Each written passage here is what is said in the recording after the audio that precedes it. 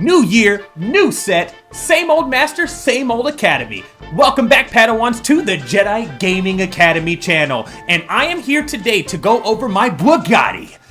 I understand it may have sounded like Bugatti, that's not what I said. We're talking about the GOTY, the best and worst games of the year for 2023, or at least my list of 2023, all right? So I do this every year. You know, when I was doing the podcast, I did it as well. But I like to talk about the good games. Obviously, we'll do a top 10 for the good games, but then we're gonna have a top 5 for the bad games that I've played throughout 2023. So I like to do that because not every game that we play throughout the years are gonna be, you know, bangers. You know what I mean? There's gonna be some duds in there, snaked in there, and I'd like to bring those to light so then that way we can just talk about them, have a conversation, because not everything is gonna be all sunshine and roses, even though that's what we would love. But, you know, these games are still out there. I'd like to touch on them. Let's talk about it, all right, guys? But without further ado, let us get started with the best games of 2023, all right? So, at number 10, we have Immortals of Avium. Now, this game was the first game that is launched under the EA Originals, you know, the label that they've created. So that is basically not a studio, but it's a situation that they have started where their different development teams can come in and they can just kind of throw ideas at the wall. And they have more of a opportunity to get those greenlit under EA Originals, because it's them trying to say, hey, we have studios that have ideas that might not be what you've ever seen before. Let's try to see if we can make something of it. So I love hearing stuff like that. That's why Immortals of Avium really stuck out for me personally, because of that fact that this is the first of this, you know, EA trying to do something a little different than what they've done before, what their business model has been the last, decade, basically. And I'm very blown away by Immortals of Avium. Not very blown away, let me back that up a little bit, all right? But I was pleasantly surprised with how good the narrative is in this game. You know what I mean? Like, the story aspect of it is what I can see really pushing me to continue to play this game, as well as the combat, because the combat is very fun. It's a first-person shooter game. We're pretty much replacing guns with magic abilities, right? So you're shooting out these different ethereal weapons that, like, or ethereal, you know, magic from your hands, but they have different tiers. So right now, where I'm at in the game, I have 3 different, they call them gauntlets. I have 3 different gauntlets right now. One of them is basically a shotgun, one of them is a more precise gun, and the other one is a rapid fire gun. Again, these aren't guns, these are magic abilities, but you can pretty much deduce that that's what they are. They're gonna be your guns in the game, all right? So, this is where we kind of start, right? And this is kind of what Immortals of Avium is. But then you start to see the story aspect of it. Your main character is trying to become what this world calls immortals. Now, they are in a constant state of war in this world, and immortals are pretty much like the generals on the front line. They have the ability to wield this power, this magical, this magic that's in this world in a more concise manner, to where they are the best bet in trying to deal with any nasties and, you know, not niceties that can arise and come and try to harm people, all right? But it does land at number 10 here because I have not had that much time with the game. I've probably played it maybe 5 hours at most. You know, I still have it downloaded on the console, so it's not like I'm gonna be giving up on it anytime soon. But because I haven't played that much of it, I definitely wanted to drop it lower on the list, but it is something that resonated with me to the point where I'm like, I definitely want to get back to it. You feel me? Because this, pretty much the gameplay, how it feels like Doom, and it also feels like the game that came out in, I believe it was 2020, I could be wrong on that, but Ghostwire Tokyo. So Ghostwire Tokyo, I thought was gonna play more like this, be more action focused, action oriented, and that is definitely more, not situational. I was gonna say, yeah, not that, that's not the right word, but it's definitely more subdued. There are some points where you do have to deal with, you know, you have to fight demons in Ghostwire, but at the end of the day, it's not as action focused as Immortals of Avium, as well as having, you know, you're doing hand movements in Immortals, as well as in Ghostwire. So that's why there is some similarities there, but I do like, and I am more inclined to, you know, enjoy Immortals more than I did Ghostwire, all right? But let us move over to number 9, and that is Dead Island 2. Man, If you told me that Dead Island 2 would make it on my Game of the Year list for 2023, at any point in time, at any point after the original trailer came out, where I am pretty freaking sure they got a Jack Black sound-alike in that damn trailer because it sounded just like him. But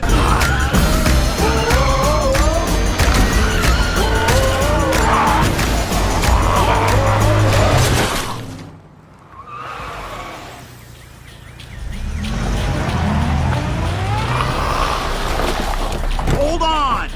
Seriously, bro? Sweet! Come on, dude, time to split. Freaking awesome! Let's go! Dude, chill. I got this. either way, my point is I digress.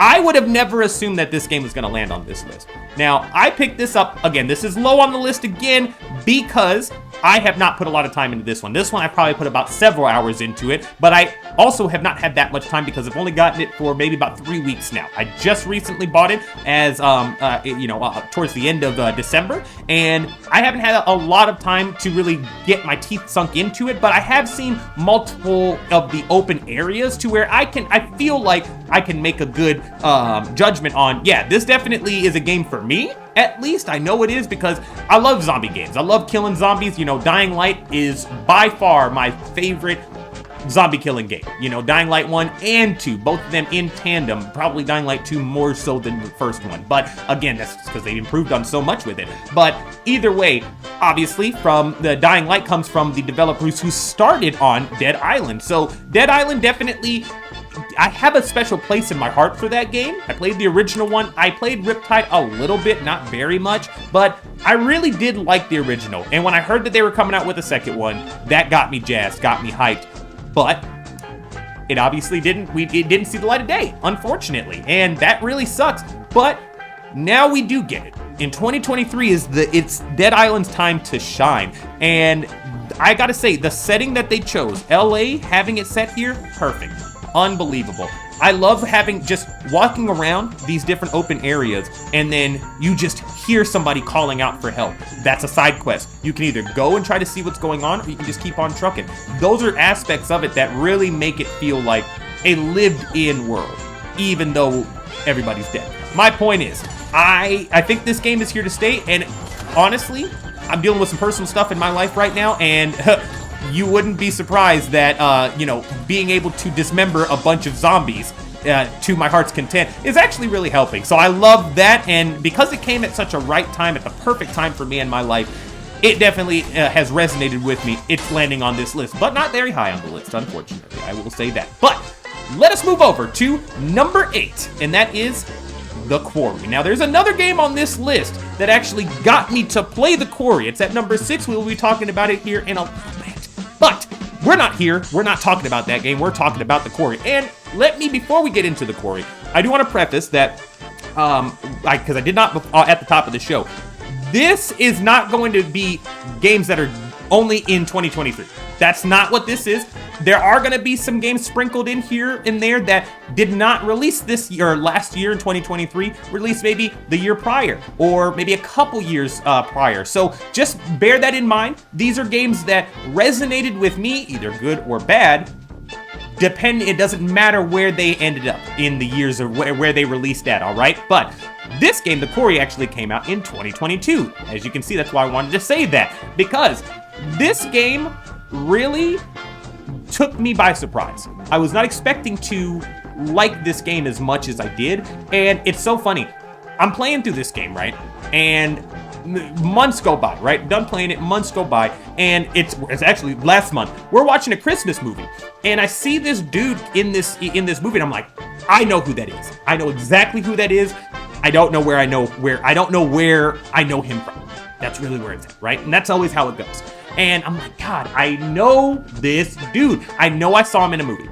I know that for sure. It was a movie that I saw him in because I just remember like the narrative aspect of what situation I saw him in last, and I was like, it was a movie. It for sure was a movie. So that was dealt with, okay. And then I started thinking, I'm like, I feel like it was an animated movie. It's like, no, it wasn't animated because I remember seeing his face, like it looked real. It's like, okay, so maybe was it like a movie that went from real to animation, like live action to animation? It's like, no, I don't remember watching a movie like that recently. It's like, God dang, what the hell did I see him in? So I bring out my handy dandy IMDb app, and I go and search this movie, find that guy, and then I realize he's an actor in The Quarry. Actor in The Quarry, and I'm just like, what? What are we doing? I can't believe this. So that right there shows you just how good The Quarry is. It was so good that I forgot that I saw him, that he was a character in the game, but I knew that I saw him in something that was as narrative as a movie. That was the only thing that my mind could bring back up from who this man was. And it's because of how good the developers of Supermassive are over there while they're making these games. They are the GOATs in making narrative-focused games like this, you know, where not so much a point-and-click adventure, not really going that far down the road and saying that, but it's very much not a game where you have to do anything. And the whole reason I actually started this game is because I was looking for something that I could play, but I didn't have to, like, really be engaged with the entire time. And this is the perfect game. This scratched that itch to a T, and I could not have picked a better game to do it. I could not have. But let us move over to number 7, and that is Forspoken. Man, oh man. Can you believe Forspoken came out in 2023? Can you believe that? Because I can't. I tell you what, I was looking at this list, and I was like, damn, I can't believe I played Forspoken this year. I cannot believe I played Forspoken this year with all these other bangers that have come out in 2023. It's crazy. It's insane how many great games we've gotten this year. This list could have been even bigger if I had enough money in my wallet to get all the games that came out this year, my friends. God damn. What do you want from the gaming industry? Anyway, I digress. Forspoken, this game here, I wanted this game from the jump, right? From the very first time that I saw this in 2020, on the run-up to the PS5 and the Xbox Series X and S launch. I saw this game, and I was hooked. I immediately was hooked. I'm like, this is a game that is 100% up my alley, and I want to see more of it, and I want to play this damn game. And sure enough, here it comes. It's right here. Now, again, we were supposed to get this 2022. It got delayed into January of this year, which is totally fine. I knew I wanted to play this game, right? I knew that I was going to play this game because any game that, like, I bought for at the launch of the consoles, I was like, I need to play them. So that was Stray, Forspoken was the other one, Spider-Man 2, obviously, hello. And, but there's some other games on there as well that I was like, I gotta play this. It is what it is. Now, on the run-up to it, though, I was like, do I need to play it right at launch? Maybe not. I could maybe hold off a little bit, you know what I'm saying? Because I knew that we had Hogwarts Legacy a little bit farther down the road. We had some other games that were coming out in February as well, so I was like, maybe I can put a pause on it, don't get it right this second, and then call it a day. Well, I played the demo for Forspoken, and yeah, that ship had sailed. As soon as I played that demo and completed it, I was like, okay, I'll be buying this day one. You didn't got to mess with me any kind of way. God dang it. All right. But I am very happy with this game. It wasn't a terribly long game. So coming off of God of War Ragnarok and, you know, it being longer than the original God of War, don't get me wrong, I loved every second of it. But I needed a palate cleanser, but I didn't want something that was another epic. You know what I mean? And again, this game came in at the right time, at the right length, and it finished out pretty strong for me. You know what I'm saying? Like, I like the ending of it. I like all the twists and turns that we got throughout the story. This is a very narrative-focused game, but also very heavily combat-focused as well. And the combat in this is definitely something that you should check out. You know, maybe watch a YouTube video on it. I'm sure I'll have a video somewhere in this video, in this episode, showing you what the gameplay looks like. But it's very fast-paced. It's very fluidic, and it definitely is a selling point for me. That's really kind of what got me. It's the combat, and then getting to the next story beat is what got me through this game. Now, there are some flaws here. That's why it didn't end up on the top 5 of my Game of the Year list, but I still feel like it was a good play. It was a good game, and again, for what it is, if you're tempering expectations and you know what you're getting into when you get into this, it's not going to be a, knock your socks off kind of game. But if you're looking for some good combat, a good story, in my opinion, this is a good game. Forspoken is good. All right, guys. Without further ado, though, let us move over to number 6, and that is Erica. Now, remember I told you, number 6 is what got me to play number 8, and if you don't remember what number 8 is, number 8 was the Quarry. So Erica got me to play the Quarry. Anyway, so Erica came out in 2019, and the reason that I ended up playing this game was because, in the same vein as the Quarry, and obviously this was the start of that feeling, I wanted to play something, but I didn't want to be completely enthralled in something. I wanted to be able to turn my brain off and kind of let the game do the things. But I also wanted to, long story short, I wanted to play a game without playing a game. That's pretty much the best way that I can describe it. And what better way to do that than a narrative-driven game that pretty much feels like a movie? You know what I'm saying? Now, Erica, in this vein, felt even more like a movie because this is all live actors. So this is live action complete all the way through, and you are making, decisions, but you're not moving anybody. So I think that was what really got me to want to play Erica's. I wanted to continue. I was watching a movie that night, and the movie ended, and I was like, I felt lazy, and I was like, I don't want to play a game, but I also don't want to just sit here and continue watching TV. What can I do? Erica was the middle ground on that, all right? So I sat there and watched as I played Erica. But again, story-wise, fantastic. There are twists and turns in this thing that you definitely are going to want to see. And I will say this too, it's only about a 2-hour experience. So you can get in and get out in about the time that you would take to go and watch a movie.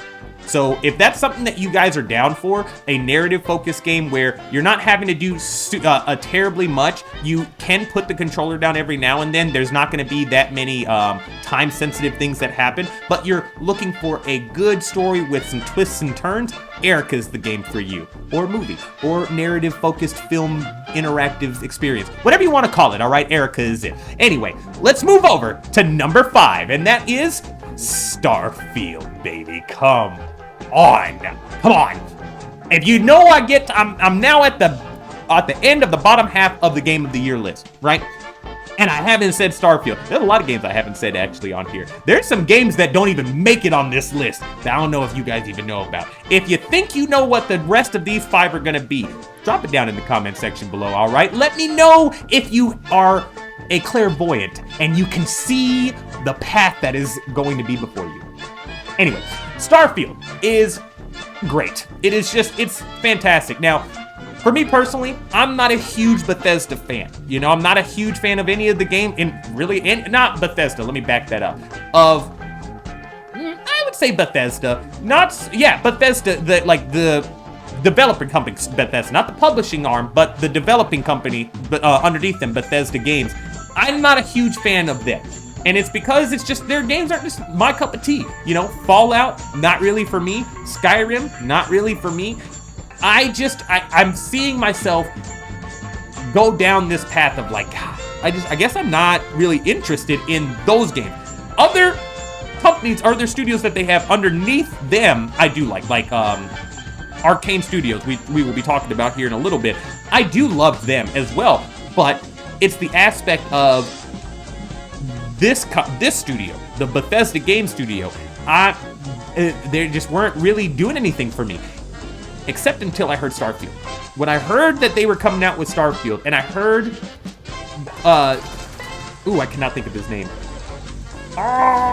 Doesn't matter. Anyway, when I'm hearing them talk about the games and talk about this, it definitely struck me as something it's gonna resonate with me. You know what I'm saying?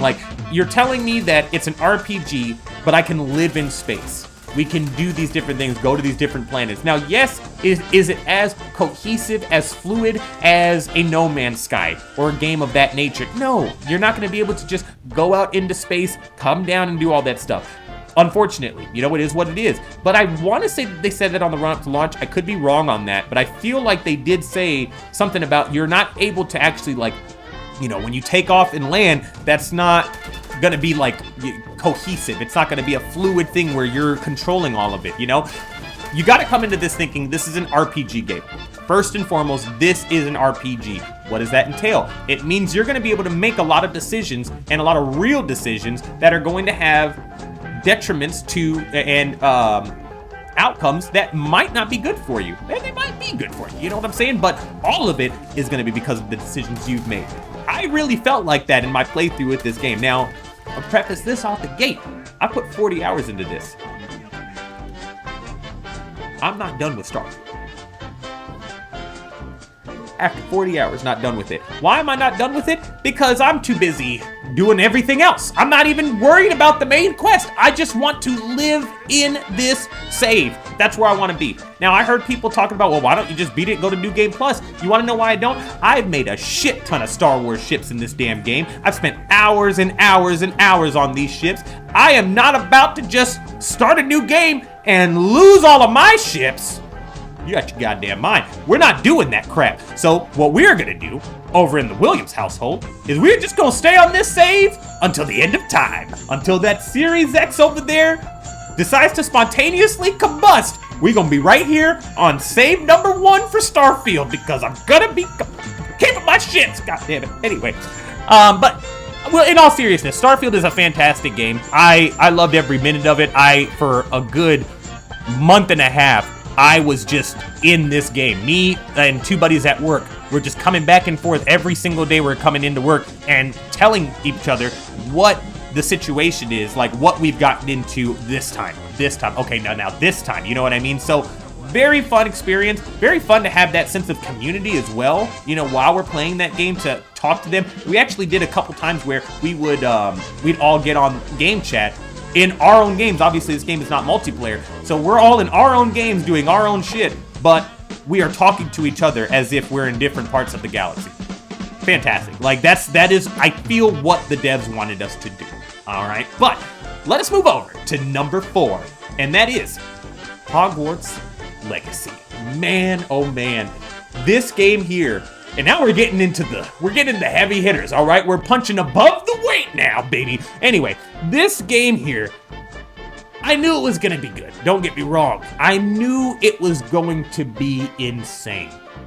But how magical this game actually is, I can't. Okay, I really can't. Honestly, I feel like it should be a little bit higher, but also as we get higher, you're gonna see why it's firmly seated at number 4. There's no wiggle room here, all right? But it pains me to put it that low because I loved it so much. But again, what it is. Anyway, so Hogwarts Legacy. You've read the books, you've watched the movies, so you've gotten a taste of what being in this universe actually is.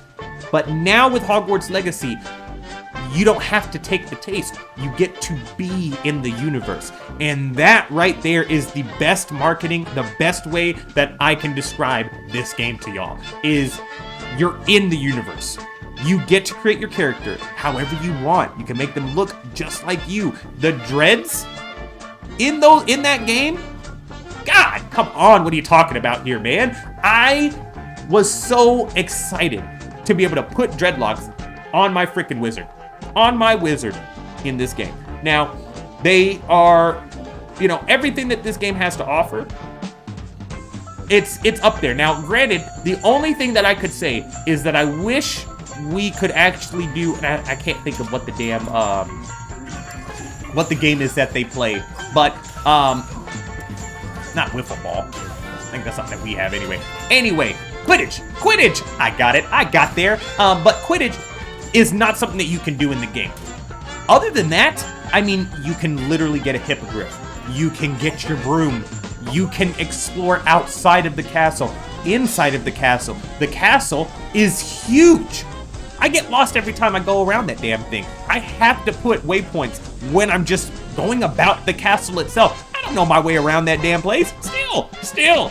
Okay, so I understand these students not being able to make it to their class on time. Snape, why you want to get all hot and bothered about shit? Anyway, but if you are a fan of Harry Potter or the Wizarding World in any way, shape, or form, I don't know what you're doing if you have not played Hogwarts Legacy already. I literally just bought this game for my brother for Christmas because he is a huge Harry Potter fan. And if you are not playing this game as a Harry Potter fan, you're doing a disservice. You gotta give this one a go, all right? But, oh man, now it's getting there. What game could be number 3? What could it be? I mean, I know, but you don't know. It's Jedi Survivor. Number 3, Jedi Survivor. Oh boy! Did you think that Jedi Survivor was gonna land at number 3? Did you think number 3 on Jedi Master Ren's Game of the Year list, did you think it was gonna be number 3? I didn't. But as we get closer and closer, you'll understand why as we discuss. But Jedi Survivor definitely was a great game. You know what I'm saying? I was very intrigued with the direction that they decided to take Cal and his story. I love how they set everything up, you know, from where we left off in Fallen Order to Survivor. I think there's about a 5-year gap, if I'm not mistaken, and you are privy to there's been a lot of stuff that's happened in those 5 years. And as the game progresses, you start to get a little bit more of an idea of like, oh yeah, like shit actually did happen. And the twists and turns in this game, all of the rug pulls that they put in here are all just perfect. Perfect. There are 2 points that I'm thinking of specifically, and I will not say them here because if you haven't played this game, you need to. You hear me, Ron? Do you hear me? Anyway, I definitely think that this is one that if you're a fan of Star Wars, if you're a fan of Fallen Order, if you're a fan of combat games, we won't even say that, a fan of, Souls-like games, definitely pick up Jedi Survivor. I feel like this is one, especially Survivor out of Fallen Order, this one is one that's more easily able to pick up and play as opposed to Fallen Order. But even with that being said, the enemies are harder in Survivor than they are in Fallen Order. At least I feel like they are. So it's kind of a tit for tat. You know, is it easier to pick up and play? Yes, but it also does come with the caveat. The only issue that I take with it is that I did play it at launch, and the game was running kind of hot at launch, even on the PlayStation 5 over here. So it was running even worse on PC, so I've heard. But it was running a little rough, I will say it, but we got through it, and it lands at number 3 on the list because of everything that has come out this year. You know, the top 2 games that are on this list. I'm sorry, there's nothing else to knock these down. It's what it is. It is what it is. Anyway, as we're talking about the next 2, let's get to number 2, which is Spider-Man 2. I said 2 a lot in that sentence, didn't I? Anyway, Spider-Man 2. Oh boy. Now, when I tell you that I knew from Miles Morales, as soon as Miles came out. Well, that's a lie. I think we knew that prior to it. Well, I guess we didn't know if we knew Miles was going to be in Spider-Man 2. I don't know if we knew. Oh wait, no, we didn't get Spider-Man 2 there. We got Miles at the launch. So yes, I will say when Miles was launched in 2020, I had a feeling. I'm like, there is no way, shape, or form that he does not come and be Spider-Man in Spider-Man 2. And not only that, we're going to play as both of them. And look at what we got. Insomniac knocked it out of the park, all right? If I could say anything about Spider-Man 2, and this is going to upset a lot of people, right? I feel like Spider-Man 2 is the Empire Strikes Back to A New Hope, aka Spider-Man 1. And why didn't I say that about Jedi Fallen Order, or Jedi Survivor to Fallen Order? Technically, no, I would say Spider-Man 2. Spider-Man 2 definitely is that ratio comparatively as opposed to Jedi Survivor, because they knocked it out of the park with this sequel here for Spider-Man. They know this character to a T. Insomniac and the team that is working on Spider-Man 2 understand Peter and Spider-Man. And not only that, they also understand Miles Morales and his Spider-Man. They understand these characters, they love these characters, and that's why we continuously get these great freaking Spider-Man games from this team. And it just... Sorry. I'm thinking about the hack that just happened to them and all of this crap that's been coming out about Wolverine. And I'm like, y'all can't understand how excited I am for Wolverine. I am through the roof excited about Wolverine, and I'm even more excited to know that Wolverine is in the same universe as this Spider-Man, and to know that Insomniac may potentially be creating the video game Marvel Cinematic Universe, or Marvel Universe, the Marvel video game universe. I guess that's what we would dub it as if it is going to be a thing. I wholeheartly believe that is what's happening, and if Wolverine does good, I guarantee they're going to get another character in their universe that they have the rights to, and I'm all for it. But man, the twists and turns that they had in Spider-Man 2, I feel like I've said that a lot for a bunch of these games, but again, I am big on cliffhangers, on pulling the rug from under me, making me think that one thing is going to happen, but something else entirely happens that I had no idea and never even thought was going to. That's the shit that really pays off for me. And Spider-Man 2, they did that and then some on multiple occasions. I literally, whenever my wife decides to, take the plunge and play Spider-Man 2, I am probably just going to be watching her play it again through because I just love it so much. But I do think the only flaw that I have here is that it wasn't as long to me. It felt like it was shorter than the first Spider-Man game. It was not, I'm not saying that it was as short as Miles. Don't even get me started there. It was nowhere close to that. And not saying Miles' length was bad either. But it's not as, it just feels like it's in between, like a little shorter than the original Spider-Man from 2018. That's all I'm saying. And honestly, after waiting, granted, 3 years, not really 5 years, but 5 years since we saw Peter Parker and we got to swing as him, yeah, I kind of wanted it to be a little bit longer than the original Spider-Man game, but to each their own, it still was a perfect story and it did not overstay its welcome. So in the grand scheme of things, I am happy that they know how to end a story, all right? But now it's time. It's the moment you all have been waiting for. My #1 game of the year. What could it be? Do you think you know? I'll wait. Okay, I'm not gonna wait that long. Anyway, Final Fantasy 16, guys. Final Fantasy 16 is my game of the year for 2023. And it's honestly no contest.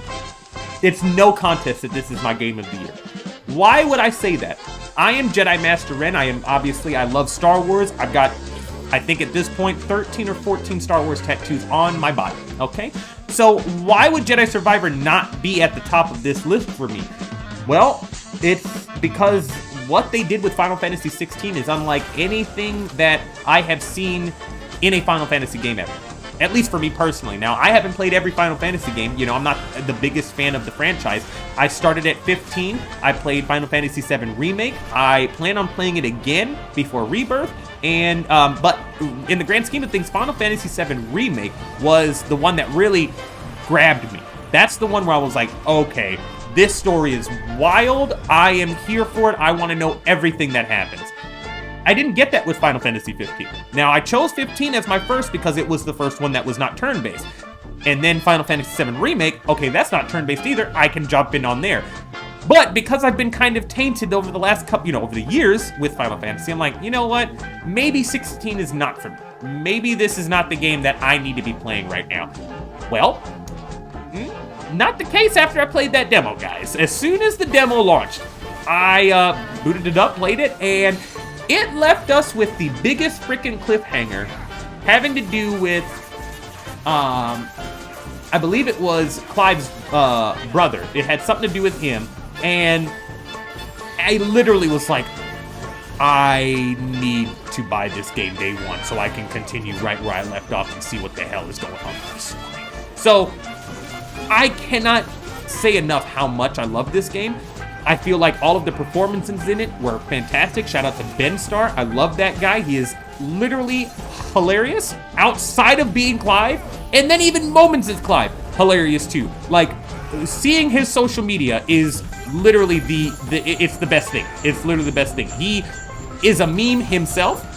and he rolls with the punches. Anybody wants to talk smack about him, that's fine. He's gonna run with it. He's gonna run with it, he's gonna own that, and we're gonna keep on trucking. You can't get him down. And that's why I like Ben Starr so much.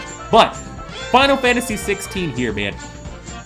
I played this game for 3 months straight, consecutively. When I did my PlayStation Wrap, now I was already thinking that this is gonna be my game of the year, because it's the only game this year that after completing it, I have repeatedly gone back and thought about it. And thought about how great the game was, and thought about, like, dang, should I go back and play it again? Like, when would it be a good time to go back and play it again, you know?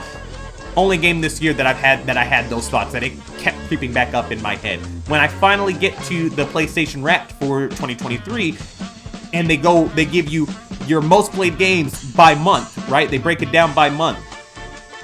For 3 months straight, Final Fantasy 16. If I didn't know that this was my game of the year before then, that solidifies it. That is my game of the year. I just bit my finger. That is my game of the year. There's no question. There is no other game that even came close to that. I did not play any other game consecutively for months like that, back to back, except for Final Fantasy. It's like every other game, every other game, every other game, every other game, and then it's 3 months of Final Fantasy 16. Every other game, every other game, every other game. It's wild. Unbelievable. And honestly, I'm happy with it. I'm very happy with it, because finding out at the Game Awards that we've got DLC coming out for this thing, on, man. I cannot wait. I will be jumping right back into Final Fantasy 16 once I get through some of these other games that I have on my docket. Anyway, that has been my best game of the year list for 2023. So before we move over to the worst games of the year, I wanted to touch on some honorable mentions. There's only going to be 2 of them, but Cyberpunk 2077. That one makes it on the honorable mentions because, just as it always tends to happen, it got me hooked again for about a good month or so. And honestly, I think this did end up on that list. But, you know, we had the 2.0 update come out, and that's when I re-downloaded the game, got the update in, and they really did what they said they were going to do. They overhauled everything. They made sure that certain systems were working the way that they always should have worked in the grand scheme of things. But hey, you know what? They said they were going to get it fixed, and they got the thing fixed. You know what I'm saying? Now, hopefully, this next, game that they decide to launch, hopefully they see what happened here, and they don't make the same mistake again. They don't try to lie to the consumer base. They don't try to lie to their publishing arm. If they need more time, be self-aware that you need more time, and take more time. That is what I want for CDPR, because I'm telling you, if they do this again, I don't know what's gonna happen. For me personally, I don't think I'll be supporting them at all. Period. If something like Cyberpunk happens again, I am okay with bugs in a game. Okay, Cyberpunk it wasn't just bugs. It was not finished. It's that simple. When you're telling me that 2.0 is the vision that you had for the game back when you launched it in 2020, that means that it needed an extra 3 years of polish. And that's not polish, that's just an extra 3 years of development time at that point, which is fine. That is totally fine if it took this game a little bit longer than expected to come out. I understand it took it, I believe it was, 10 years prior?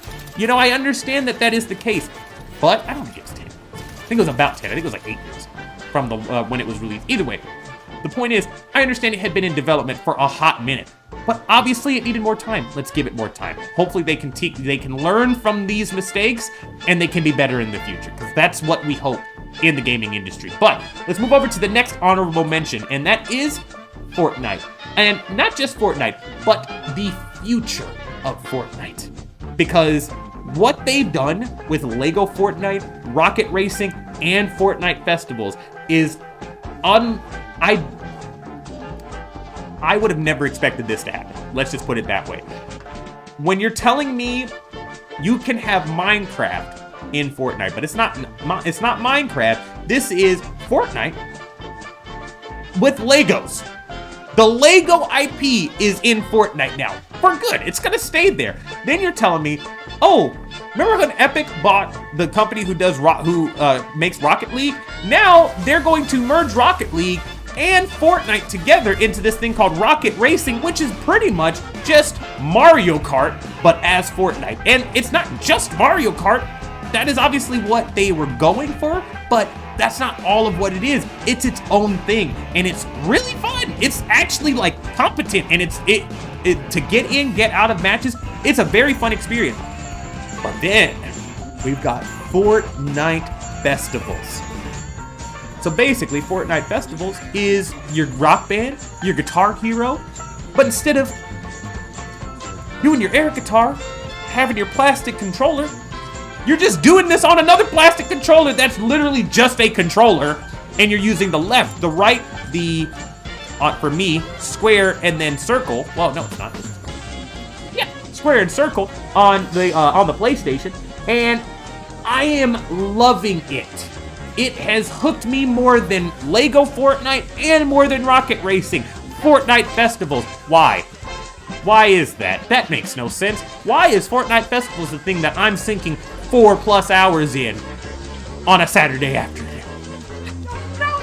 But my point is, guys, the future of Fortnite is bright, and I regret deleting the game 2 days before finding out about all these updates. All right, now let's move over to the worst games of the year for 2023. Now, just like we did for the best games of the year, we are going to start at the bottom, and we're going to work our way back up to the top. So, we're going to start from the bottom. Bottom is going to be the least worst. Number 1 is going to be the worst. Okay? Now, at number 5, we've got Avatar: Frontiers of Pandora. Now, this one hurt me to put on this list. It really did, because I was actually raving about this game when I first got it and when I started playing it originally, because the story aspect here is good. It's fantastic. I want to know what happens with the Na'vi that you are, that you have befriended in this world, in this game. And I want to know what happens to your character. Your character, want to know what happens to, I'm playing as a female, so I want to know what happens to her and how she navigates being in this new world that she's found herself in. And I definitely was looking forward to this game. Now, one main reason I was looking forward to it is because the same people who did this massive games, they are, I was gonna say super massive, but no, not massive. They are making Star Wars Outlaws. And the reason they got the chance to make Outlaws is because when Disney was shopping around the Star Wars IP, they looked at Avatar's Frontiers of Pandora and were like, y'all are making a Star Wars game, all right? Now, yeah, because of that, I said, okay, I need to play it now because I need to see what Disney saw. For them to get a Star Wars game, I need to see what they saw. So I got it. And I'm like, again, I liked it. But the issue that I'm taking with it is that I'm doing too much bases. Why am I taking out a base every single mission? Main mission, mind you. Not just the side quests. Like, if it's a side quest, I get it. Those are optional. You don't have to do it. But on my main missions, I should not have to take out a base on one mission. Go to another mission, go do a miscellaneous thing, then go take out a base. Go to another mission, take out a base. Go to another mission, take out a base. You know what I mean? Like, at this point, these aren't missions. The bases should be an optional thing, or you make it a necessity to do if you want to progress through the story. As in, hey, this area is polluted. You're gonna have to take out this this base so that you can start to get the forest back up to where it needs to be. Then you can get the main quest that is in this area that is polluted. That makes sense. I can get behind that. But we're talking about the main mission is to take out this base. I don't want to do that. That's not what I'm here to do. You know what I'm saying? Like, the missions that I had on the run up to this little stint that I've been in, they were very good. But now I'm seeing a traction where I am doing a base every single mission, and I don't like that. So because of that, it does land at number 5. I am not to the point yet where I want to delete it off the console yet. So I'm still saving out hope that maybe, potentially, you will be hearing me talk about this more in 2024. But I don't know. I don't know right now. But let us move over to number 4, and that is Callisto Protocol. Remember, I told you, not every game's gonna be 2023. This one came out in 2022. And I gotta say, man, I was really thinking that this is gonna feel more like Dead Space because it's coming from the studio that Glenn Schofield started and created specifically to make this game a successor to Dead Island, to the Dead Space game that he started.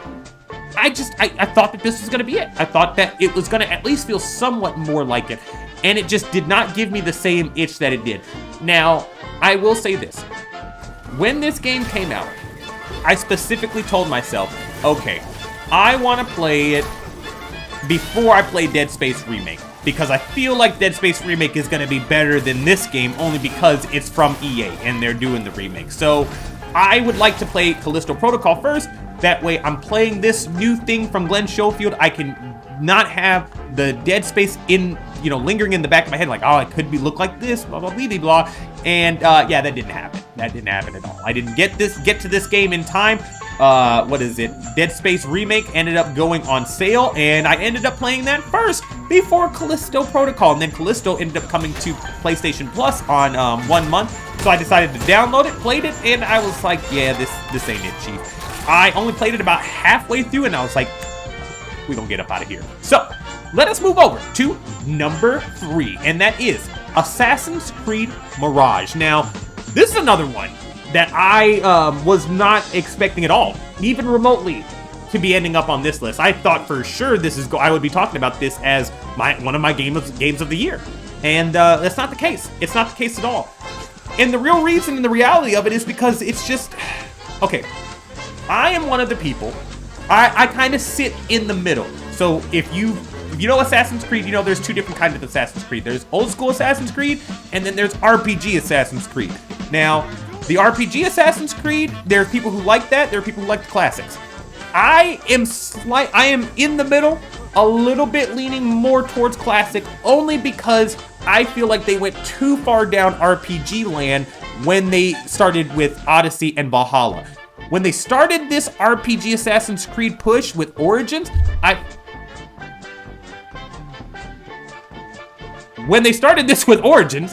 thought that it was going to be, or I thought it was a fantastic story. I thought the RPG elements were great. I thought the story was great. And I thought it was perfectly paced for the story that they wanted to tell. And then we got to Odyssey, and it's just long and blown out. It feels like it's like gonna burst at the seams. And then Valhalla, oh my God. It took me 8 hours to get to the title screen. Listen, if it takes you 8 hours to just see the title in a game, that game's gonna be long, and if you're not about it, you need to get out now, and that's exactly what I did.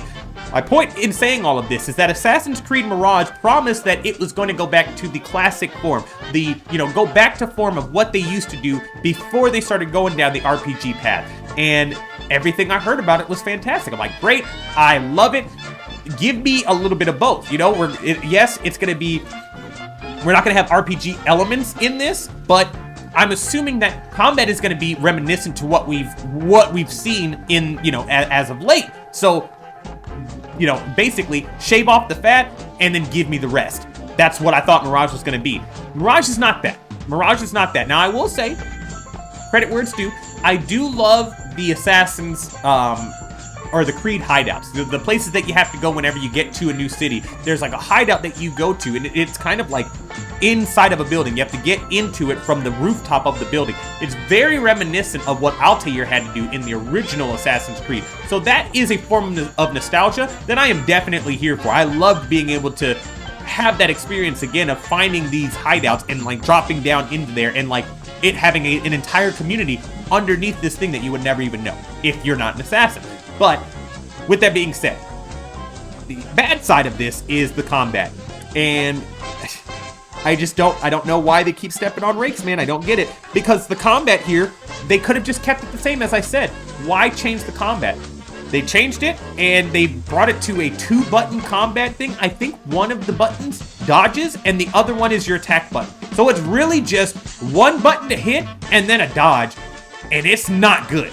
It's not good. It's not fluid at all. It doesn't feel connected. It feels disjointed. And I cannot wrap my head around it. I'm like, dude, you know what? I feel like the combat was perfect. Why did we mess up the combat just to go back? We don't need to go, like, backwards. We want, you know, bring it, just, all we wanted was the fat to come off. That's it. Right? But again, combat is what I love in Assassin's Creed. If you're gonna take the combat away and then still try to call this Assassin's Creed, I'm sorry. Like, it doesn't feel like it to me. You know what I mean? One button to work with here. I'm sorry. I gotta do it. Now, again, I've seen some really freaking awesome clips of some people able to, you know, make masterpieces happen. Now, they're using gadgets and tools and stuff. In the grand scheme of things, they're not that kind of assassin. So maybe that's where my flaws are. Maybe it's just not a game for me. But it does land at number 3. Now, I will say, again, before we move on to number 2, I have not deleted this off of the console yet, but unlike Avatar, I have thought about deleting this off of the console. So there is that. I don't know. I don't know if I'm going to. I'm still kind of teeter-tottering back and forth to make sure if I actually do or if I don't. You know what I'm saying? But let us move over to number 2, and that is Far Cry 6. And again, 2021, when this one released. Now, Far Cry 6... I thought that this one was I thought it was gonna be, right? I thought that it was gonna be something that I could really resonate with, really jive with, because I really liked Far Cry 4. I loved Far Cry 4, and you know, that entire story was amazing, and I was really looking forward to the next iteration of it. After 4, we got Primal. Primal was booty. And then after Primal, we got 5. Now, 5 took place in the United States, and you had to take out a cult. Now, I'm not even gonna lie. I didn't really care about that. It wasn't for me. It really wasn't. I was like, okay, whatever. So, in the grand scheme of things, it wasn't for me. I just kept on trucking, and then Far Cry 6 drops, and I saw the trailer for it, and I'm like, now see, this looks like something I can get behind. They're using, Giancarlo? It's not Esposito. It might be. But Giancarlo, the dude from Breaking Bad, is one of the main baddies in this game. So obviously, as soon as I heard that, I was like, okay, that hurts my ears.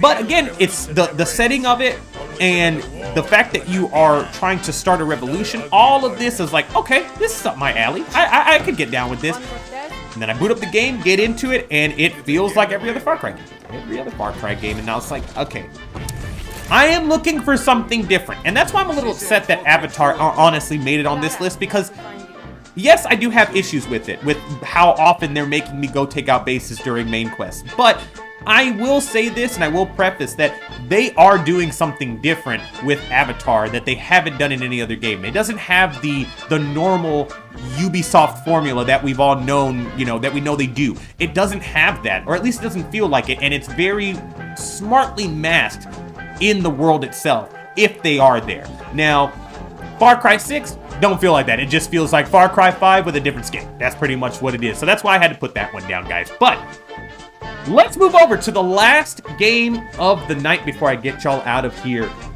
And that is going to be number 1, Redfall. Man, oh man. Redfall was supposed to be it. Redfall was supposed to be the game that got me back into arcane games, because Deathloop was really not for me and was not my cup of tea. I didn't really care for Deathloop, like, you know, I just didn't. I didn't really care for it as much as everybody else did. Everybody raved about it. Not really a game for me, personally. I like the funkiness, the aspect of it. I like the weapons. I just don't like the loop sense of it. You know, having to figure all this stuff out. I mean, I just didn't care about that crap. So, either way, I thought this was going to be the next game from Arcane that was going to get its claws in me, because Dishonored got its claws in me. Dishonored 1 and 2. But Prey kind of didn't in the grand scheme of things. Prey was not... I liked Prey, but I'm not the biggest into like suspenseful thrillers, horrors. I wouldn't say horror, but thrillers. That's what I would call that. And it definitely is a more psychological thriller too. There's, you know, you're dealing with aliens on a ship that you're pretty much by yourself with. So yeah, you can see where nerves will be high and tense. But with Redfall here, Redfall comes from, I don't believe it's from the same studio that did Dishonored or Deathloop. I think that they are separate. I believe this one is a different branch of Arcane. And they definitely just dropped the ball with this one, like heavy. You could definitely feel that this game is meant to be played with other people, but even playing with other people, I don't feel like it can solve the issues that this game actually does have. It doesn't have much going for it. It didn't really give me a lot to go off of. You know, the first couple of missions really get you going, and then after that, it feels dull. It really does, and it's really sad to say, because I was really looking forward to this one. You know, the concept of having an open world vampire hunting game. That sounds awesome, especially too when you're talking about from the Arcane guys who know choices and know how to create an open-ended world where you can, here is the world, here are some tools, here is point A and here's point B, figure out how to get to B. You know what I mean? They are very good at doing that, and they obviously dropped the ball here. Now, there is talk about, you know, maybe it's because it was marketed as a games as a service, and they may have changed that up. Because I don't think it's a game. I don't think it's dubbed games as a service as of right now, but it might be. It still might be. You never know. Well, I mean, I guess you could know. My point is, I don't think that they put their best foot forward with Redfall, and I feel like a lot of people have that same thought process, but man, I was really looking forward to Redfall, and for it to hit as low as it did, that's really why it hit so high on this list here. All right, now, again, I only played it for like